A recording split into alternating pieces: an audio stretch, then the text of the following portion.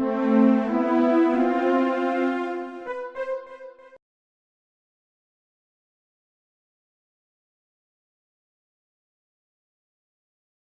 talk a minute about the partnerships, because a lot of times we see family members who want to go into business, we see best friends who want to go into business together, and we always talk to people about that before they do it, because it's very important that people have partnership agreements put into place. Yes, very important. Buy-sell agreements, what's Yes. going to happen if if things don't work out.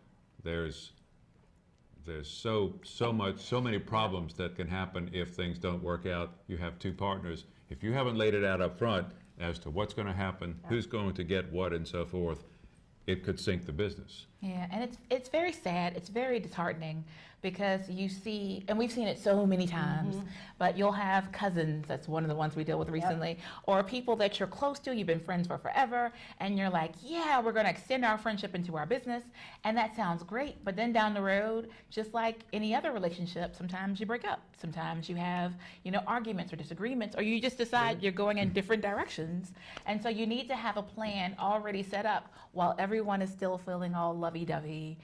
You don't want to wait until there's a problem, because then it becomes, like the Titanic. It's just a sinking ship at that point. Right, and you don't want to, it's just like financing. I was a lender for about 12 years, and probably 75% of the time, when somebody needed a loan, they needed it now. Yeah. They didn't plan too for late. it and so forth, and they needed it now, and that doesn't work. Same with the buy-sell, et cetera, or any of the partnership agreement. You've got to assume that the light at the end of the tunnel is a train. So, Well, I like to call them prenups, because it's Right. very similar, you're right, to a relationship. It's very similar to a marriage, and everybody's all happy and in love in the beginning and everything's Right. great.